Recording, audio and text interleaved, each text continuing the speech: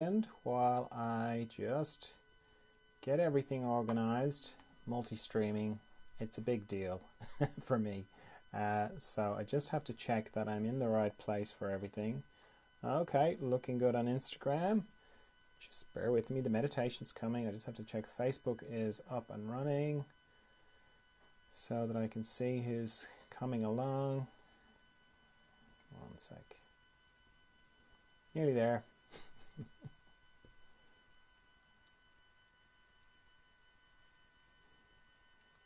We're getting there. 1 minute. Okay. I think it's okay. Something's going on Facebook there, but I think it's okay. All right. How are you? How's the day going?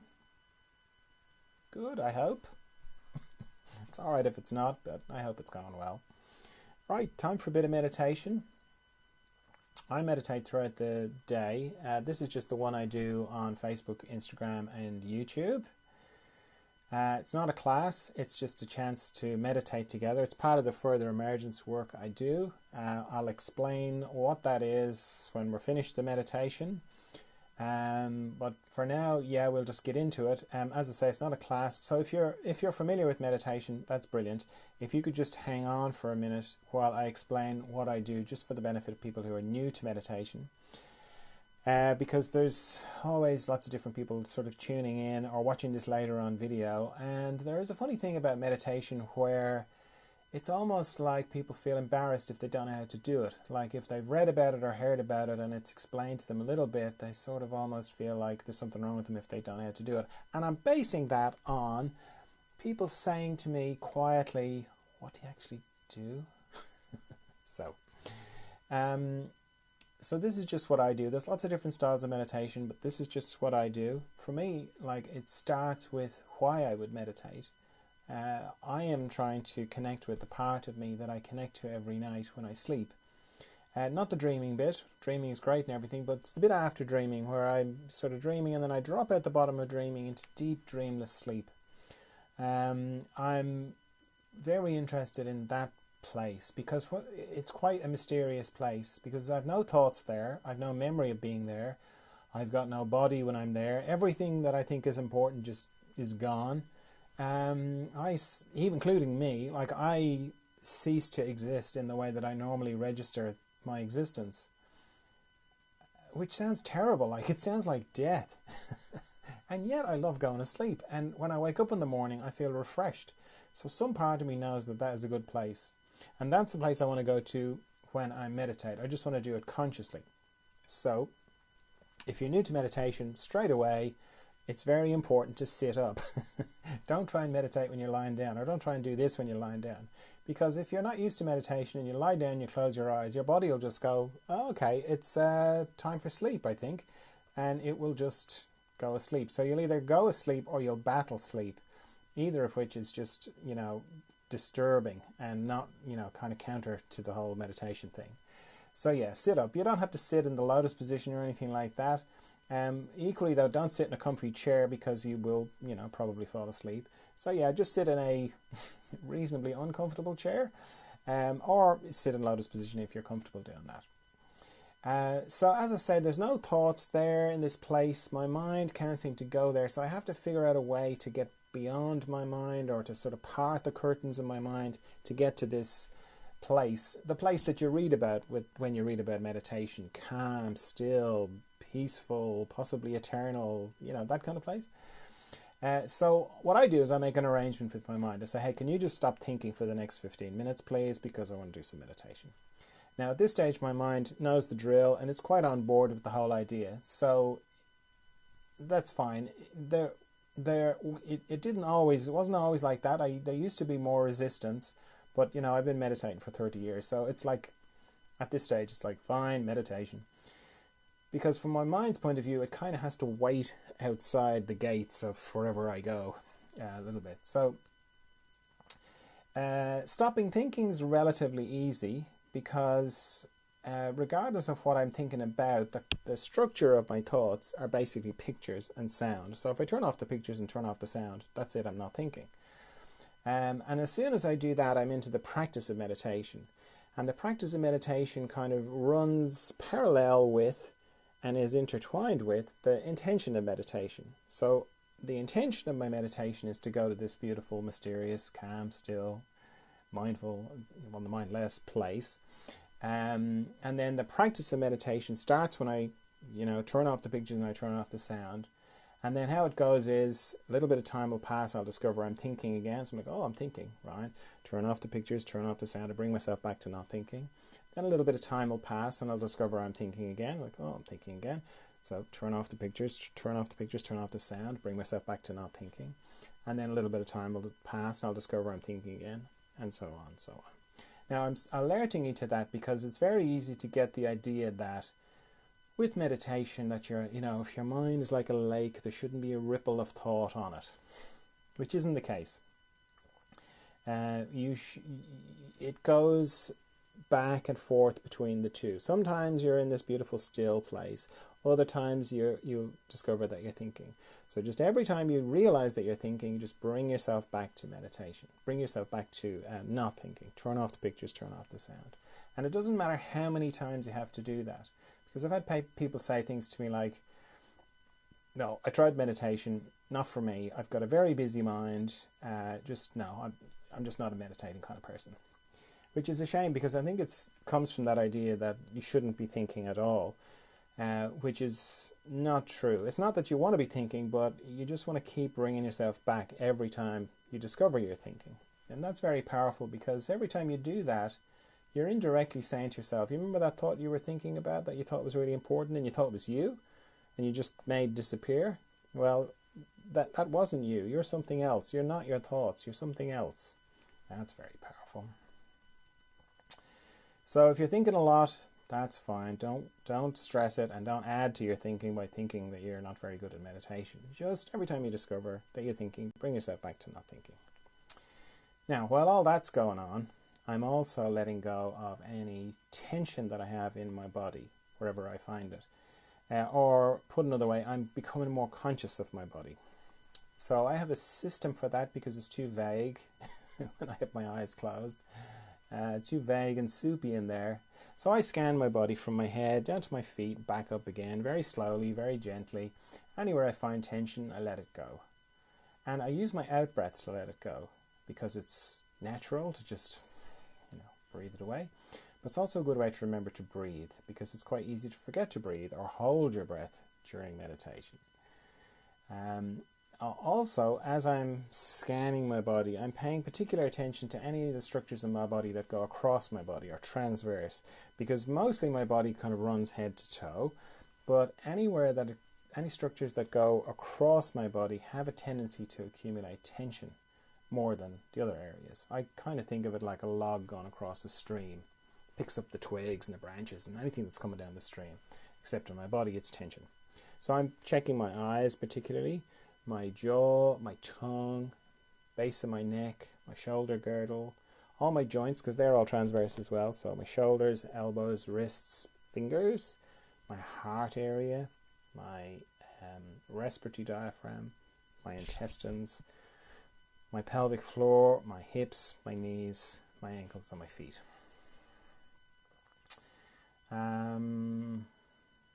It's good if you're new to try and be in a quiet room, mainly because when you close your eyes, your other senses amplify, and one of the things that triggers thoughts is little noises in the distance or even close. So yeah, a quiet room where you're not going to be disturbed, that's very helpful. I set a timer for how long I'm going to meditate for. Again, that's just to help my mind, because it's just one less thing for my mind to think about. So I'm going to set my timer for 15 minutes, but if you're new to meditation, I'd set it for 5 minutes, and then just repeat that 3 times, because 15 minutes is a long time if you're not used to it. Is that everything? Yeah, okay, that's everything. Alright, so off we go into the mystery.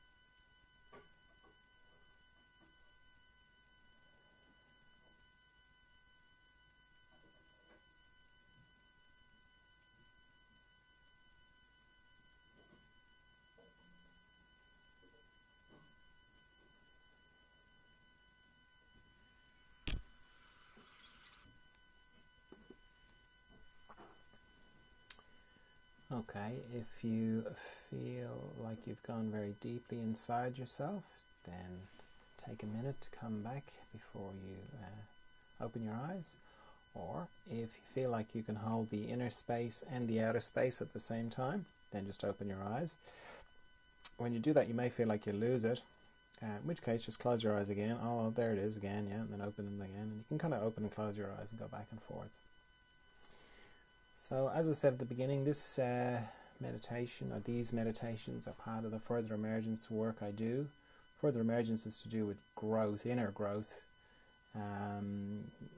And when that inner growth can sort of speed up, it can become a bit disorienting. It doesn't always appear as disorientation. Somebody sent me a message saying, is it always kind of negative? Is it always a physical symptom? Is it always disorientation? Not always, but it is a strong sense that something's changing on the inside. It's changing fast. And I do these meditations, and then I do a Zoom group every Friday.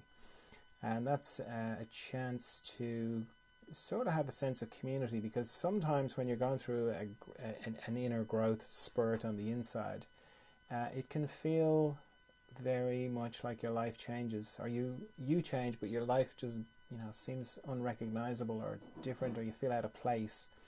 And it's nice to have a community with other people who are going through the same kind of thing. So the Zoom groups are good for that, and I answer questions and we meditate a bit more. It's more in-depth kind of meditation. You couldn't see videos of what they're like in the different feeds, because the Further Emergence, I have a Further Emergence Instagram account, Further Emergence Facebook page, and Further Emergence YouTube channel. So you can kind of see all that side of it as well. And then I work with people as well, one-to-one. For Further Emergence. So if any of that sort of stuff resonates with you, there's a website, furtheremergence.com. You can kind of learn more about it, and keep coming to the meditations, or come to the Zoom group, or get in touch. So thanks for meditating with me, and see you tomorrow for some more meditation. Bye.